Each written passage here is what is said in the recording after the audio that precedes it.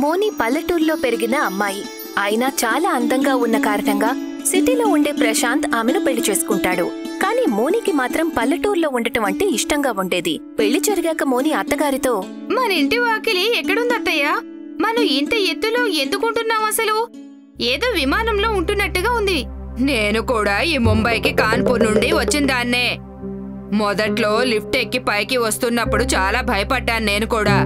కానీ ఇక్కడ ఉండాలంటే ఇక్కడ పరిస్థితులకు అలవాటు పడాల్సిందే అమ్మాయ్. నీకు కూడా అదే అలవాటైపోతుంది. సరే అత్తయ్య, ఇంట్లో ఉండటం అలవాటవుతుంది. కానీ ఇరుగు పొరుగు వాళ్ళ సంగతేంటి? ఇక్కడ ఎవరి మాటలు వినిపించటం లేదు. ఎవరి కిచెన్ లో నుండి మంచి వాసన కూడా రావడం లేదు. ఎలా ఉందంటే అందరూ తమ ఇంట్లోనే జైల్లో ఉంటున్నట్టుగా. ఆ టీవీ షో పేరేంటి అత్తయ్య? Big boss. ఆ బిగ్ బాస్ షోలో ఉన్నట్టుగా ఉంది ఇక్కడ. అత్త కోడళ్ళిద్దరూ అలా సరదాగా మాట్లాడుకుంటూనే భోజనం చేస్తూ టీవీ చూసేవాళ్లు. అప్పుడప్పుడు ఆ అపార్ట్మెంట్ కిందకి వాకింగ్ కి వెళ్లి వచ్చేవారు. అత్తయ్య, నిన్న నేను మన ఎదురింటి ఆవిడతో మాట్లాడాను. వాళ్ళు ఇంతకు ముందు అమెరికాలో ఉండేవాళ్ళంట. తర్వాత వాళ్ళు ఇండియాకి వచ్చారంట. అలాగా? అలా ఎందుకు వచ్చారంట? ఇండియాకి మళ్ళీ ఎందుకు వచ్చారు అసలు? వాళ్ళు అక్కడ బాగా సంపాదిస్తున్నారని విన్నాను.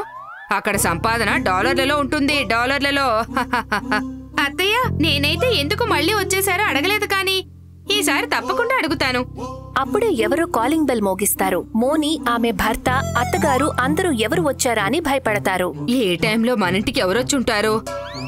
మమ్మీ, సెక్యూరిటీ వాళ్ళు కూడా ఫోన్ చేసి పర్మిషన్ తీసుకోలేదు. ఎవరు వచ్చారో తెలియటం లేదే. ఆగండి, నేను వెళ్లి తలుపు తీస్తాను. మోని వెళ్లి తలుపు తీయగానే ఎదురింట్లో ఉండే ఆవిడ స్వీట్స్ తీసుకుని నిలబడి ఉంటుంది. అయ్యో, మీరా? రండి ఆంటీ, మీ గురించి నేను అత్తయ్య గారితో చెప్తున్నాను. ఎదురింటి ఆంటీ లోపలికి వస్తుంది. ఆమె చేతిలోని కటోరీ బట్టలు చూడగానే ఫారినర్లా అనిపిస్తుంది. నిన్న మీరు మాట్లాడినప్పుడు చాలా బాగా అనిపించింది నాకు. ఈ రోజు మా ఇంట్లో స్వీట్ చేశాను. మీకు నచ్చుతుందో లేదోనని తీసుకొచ్చాను. ఒకసారి తిని చూడండి. మోని భర్త ఆమె చేతుల్లో నుండి కటోరీ తీసుకుంటాడు. చాలా బాగా చేశారు మోని. నేనేం చెప్తున్నానంటే నువ్వు కూడా నేర్చుకో ఇలాంటి స్వీట్ తయారు చేయడం. నిజంగా చాలా బాగుంటుంది. చూడమ్మా, మా కోడలు నీ గురించే చెప్తోంది. మీరింతకు ముందు అమెరికాలో ఉండేవాళ్ళంట కదా, మరేమైంది? ఇక్కడికి మళ్ళీ ఎందుకు వచ్చేశారు? అది ఏం చెప్పమంటారా ఆంటీ, అక్కడ జీవితం మాకేమీ నచ్చలేదు. ఒకవేళ ఇంట్లో చనిపోయినా కూడా బయట ఎవ్వరికీ తెలీదు. ఇక్కడ కనీసం మనలాంటి మనుషులు కనిపిస్తారు, ప్రేమలు చూపిస్తారు. అవును అవును, నా కోడలు నేను కూడా ఇదే విషయం మాట్లాడుకుంటున్నాం. ఎదురింటి ఆవిడ వెళ్లిపోతుంది. ఆమె వెళ్లిపోయిన తర్వాత, పోనీలే, ఏదో ఒక పరిచయం అయితే అయ్యింది కదా నీకు. ఆమెతో మాట్లాడి నువ్వు చాలా మంచి పని చేశావు. ఇంతవరకు ఓకే మమ్మీ. నేను మీకు చెప్పేది ఏంటంటే బయట వాళ్ళని ఎవరిని లోపలికి రానివ్వడం అంత మంచిది కాదు. మీ అత్తా కోడలిద్దరే కూర్చొని ఏదో విధంగా టైం పాస్ చేయండి. ఒకరోజు ఉదయం ప్రశాంత్ నిద్ర లేస్తాడు. లేచి చూసేసరికి తమ ఇంట్లో కొంతమంది ఆడవాళ్లు కలిసి యోగా చేస్తూ ఉంటారు. ప్రశాంత్ తన తల్లి దగ్గరికి వెళ్లి ఇలా అంటాడు. మమ్మీ, ఏంటిది? ఆ రోజు ఇంటి లోపలికి ఒకరొచ్చారు, ఈ రోజు నలుగురొచ్చారు. మమ్మీ, నీకు ఇదంతా ముందే చెప్పాను నేను. ఇది సిటీ మమ్మీ, సిటీ. ఇక్కడ వాళ్ళు చాలా తెలివి కల వాళ్ళై ఉంటారు. ఏదో కాసేపు అయితే మాట్లాడొచ్చు, కానీ అది కూడా తలుపులు మూసుకుని లోపల నుండి మాట్లాడాలి. అర్థమైందా? నీ కోడలు మోని ఏం చేస్తుంది? బాబు, మోని ఇంతకు ముందు యోగా నేర్పించేదంట. నీకు తెలుసు కదా, ఇక్కడ సిటీలో ఆడవాళ్లు గంటకు 2000 రూపాయలు ఇచ్చి యోగా నేర్చుకుంటున్నారు. కేవలం ఒక గంటలో మోని 8000 రూపాయలు సంపాదిస్తోంది. అది కూడా రోజు నేర్పే అవసరం ఉండదు. ఎందుకు? నా సంపాదన ఏమన్నా తక్కువైందా నీ కోడలకి? ఈ క్లాస్ అయిపోయాక అప్పుడు చెప్తాను దాని పని.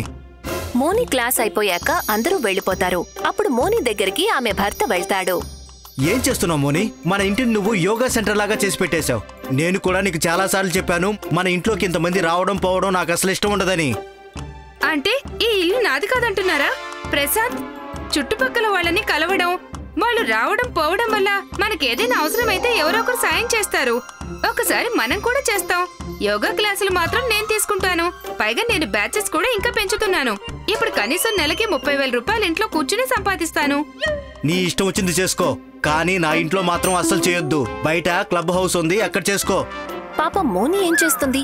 ఆమె ఇప్పుడు క్లబ్ హౌస్ లోకి వెళ్లి ఎక్కువ మందికి యోగా నేర్పిస్తూ ఉంటుంది. మోనికి ఆమె అత్తగారు పూర్తిగా సపోర్ట్ చేస్తుంది. చూడమ్మా మోని, మన ఇంట్లో థర్మామీటర్ ఉంది కదా, అది తీసుకువెళ్లి 710 ఫ్లాట్ లో ఉండే ఆంటీకి ఇచ్చిరా. మన గ్రూప్ లో మెసేజ్ వచ్చింది, ఆమెకు థర్మామీటర్ కావాలని. అలాగే అత్తయ్య, నేను ఇచ్చొస్తాను. ప్రసాద్, నువ్వు వెళ్ళి ఇచ్చొస్తావా? ఇలాంటి పిచ్చి పనుల కోసం నేను అసలు వెళ్ళను. నాకు ఆఫీస్ పని చాలా ఉంది. ఈ రోజు నేను వెళ్తే రేపు కూడా ఇలాగే వెళ్ళమని చెప్తావా? నేను మాత్రం అసలు వెళ్ళను. మోని థర్మామీటర్ ఇచ్చి రావడానికి వెళ్తుంది. ఆ ఫ్లాట్ లో ఉండే ఆంటీ ఇలా అంటుంది. అది మా అబ్బాయి బయటికి వెళ్ళాడమ్మా, అందుకే ఇలా. చూడమ్మా, నువ్వు ఈ గ్రూప్ క్రియేట్ చేసి చాలా గొప్ప పని చేసావు. గాడ్ బ్లెస్ యూ తల్లి. మోని తన ఫ్లాట్ కి తిరిగి వచ్చేస్తుంది. వచ్చేసరికి ఆమె భర్త ముఖం మార్చుకుని ఉంటాడు. ఇప్పుడేమైంది శ్రీవారు? మీ ముఖం అలా ఎందుకు పెట్టుకున్నారు? మోని, నా ఉద్యోగం పోయింది. ఇప్పుడే నాకు మెయిల్ వచ్చింది. ఇప్పుడు మన ఇల్లు ఎలా గడుస్తుందో నాకైతే అర్థం కావట్లేదు. ఎలాగానా? ఒక్క నిమిషం ఆగండి. మోని లోపలికి వెళ్లి చేతుల్లో కొంత డబ్బు తీసుకుని వస్తుంది. ఇదిగో తీసుకోండి. నేను యోగా క్లాసులు చెప్పి సంపాదించాను. మీకు విషయం తెలుసా? ఇప్పుడు నా యోగా క్లాసులకి మొత్తం 50 మంది వస్తున్నారు. అంటే నెలకి 1,00,000 రూపాయలు వస్తున్నాయి. యు ఆర్ గ్రేట్ మోని. ఇంత డబ్బు నేను ఉద్యోగం చేసి కూడా సంపాదించలేను. నువ్వు నిజంగా చాలా గ్రేట్ మోని. అందరితో కలిసి ఉండటం వల్ల చాలా చాలా ఉపయోగాలున్నాయి. నిజంగా. లాలా కరోడీమల్ మొత్తం ఊళ్ళో వాళ్లందర్నీ విందుకి ఆహ్వానించాడు. ఎందుకంటే తన ఇంట్లో ఆరోగ్యవంతమైన కొడుకు జన్మించాడని. ఒకరోజు లాలాజీ భార్య లాలాజీని అడిగింది. ఏమండి, బాబుకి ఏం పేరు పెడదామంటారండి? వీడి పేరు బలరాముని పెడదాం. వీడు చూడ్డానికే చాలా బలంగా ఉన్నాడు. అలాగే అండి.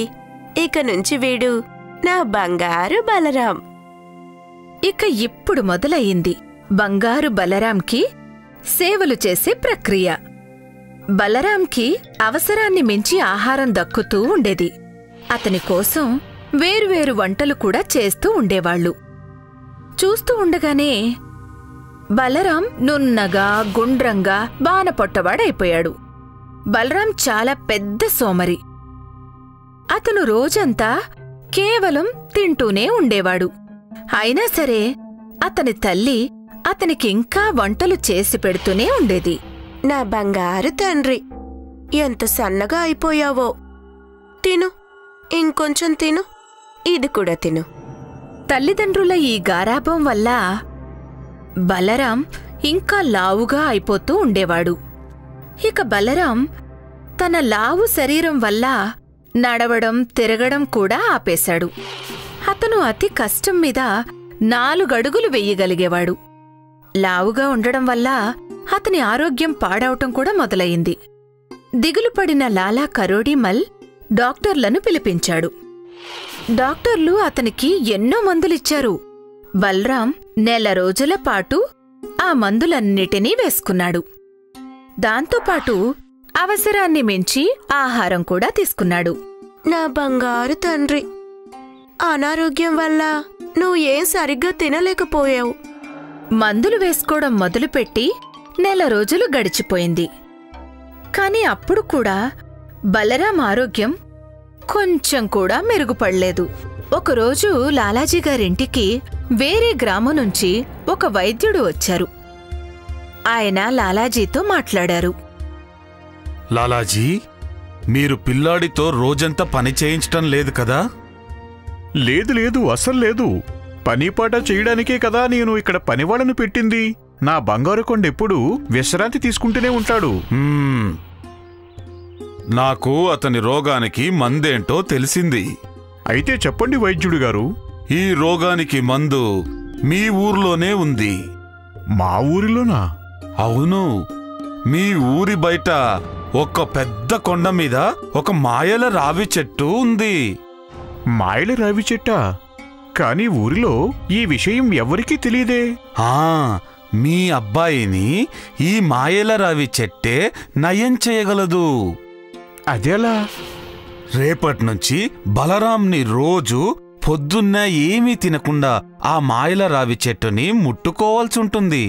పైగా మీరు అతనికి సాయంత్రం 7 గంటల తర్వాత తినడానికి ఏమీ పెట్టకండి. అలాగే వైద్యుడు గారు. తర్వాత రోజు నుంచి వైద్యుడుగారు ఆదేశాన్ని అమలు చేయడం మొదలుపెట్టారు. బలరాంకి కొండవరకు నడవడానికి చాలా కష్టంగా అనిపించేది. వైద్యుడు గారు ఇదేం వైద్యం చేస్తున్నారో? ఇలా చేస్తే నా ప్రాణమే పోయేలా ఉన్నట్టనిపిస్తుంది. పైగా గడియారం 7 గంటలు కొట్టుకోగానే బలరాంకి తినడానికి ఏమీ పెట్టేవారు కాదు. అమ్మా అమ్మా, నాకు తినడానికేమైనా పెట్టు, బాగా ఆకలేస్తుంది. లేదు నాన్నా, నువ్వు తినకూడదు. వైద్యుడు గారు చెప్పారు నీకు 7 గంటల తర్వాత తినటానికి ఏవీ పెట్టకూడదు అని. తర్వాత రోజు ఉదయం ఇదిగో ఈ మాయల రావి చెట్టు ఈ కొండ మీద ఉంచకుండా ఉంటే బావుండేది. రోజులు గడుస్తూ పోయాయి. నిదానంగా బలరాం బరువు తగ్గుతూ ఉన్నాడు. అలాగే అతని ఆరోగ్యం కూడా నయమవుతూ ఉంది. ఇప్పుడు బలరాం చురుగ్గా తయారవుతున్నాడు. ఇప్పుడు బలరాం ఇంతకు ముందులా అలసటతో లేడు. సుమారు 3 వారాల తర్వాత బలరాం మాయల చెట్టు వరకు పరిగెత్తుకుంటూ వెళ్లడం మొదలుపెట్టాడు. తమ కొడుకుని ఆరోగ్యంగా ఇంకా సంతోషంగా చూసి తల్లిదండ్రులు కూడా చాలా సంతోషించారు. 1 నెల రోజులు గడిచిపోయాయి. ఇప్పుడు వైద్యుడుగారు బలరాంని చూడ్డానికి వచ్చారు. అద్భుతం బలరాం, అద్భుతం. నీ రూపమే మారిపోయింది. అవును వైద్యుడి గారు, మీరు చెప్పింది నిజమే. మాయల చెట్టు వల్ల నా ఆరోగ్యం పూర్తిగా నయమైపోయింది. బాబా బలరాం, ఆ కొండ మీద ఉన్న రావి చెట్టులో నువ్వు అనుకున్నట్టు ఏ మాయలు లేవు. మాయంతా నీలోనే ఉంది. నాలోనా? అవును, నీలోనే ఉంది. నీ ఆరోగ్యం కేవలం నీ వల్లే నయమైంది బలరాం. నాకేం అర్థం కాలేదండి. బలరాం ఆరోగ్యం మెరుగుపడింది ఎందుకంటే అతని బరువు తగ్గింది కాబట్టి. అమ్మగారు, అవసరాన్ని మించి మీరు చేసిన గారానికి బలరాంని లావుగా ఇంకా సోమరిలా చేసేసింది. రోజూ రావి చెట్టు వరకు నడవడం వల్ల అతని బరువు తగ్గింది. దాని కారణంగా అతను చురుగ్గా తయారయ్యాడు. అయితే ఇదన్నమాట విషయం. వైద్యుడు గారు, మీకు చాలా చాలా ధన్యవాదాలు. మీరు నా కొడుక్కి, మా అందరికీ మా ఆరోగ్యాన్ని జాగ్రత్తగా చూసుకోవడానికి చాలా అమూల్యమైన పాఠం చెప్పారు. ఈ కథ మనకి ఏం నేర్పిస్తుంది అంటే, మనం మన శరీరం మీద దృష్టి పెట్టి తీరాలి. అవసరాన్ని మించి తినడం మనకి విషంగా కూడా మారొచ్చు అని అర్థం.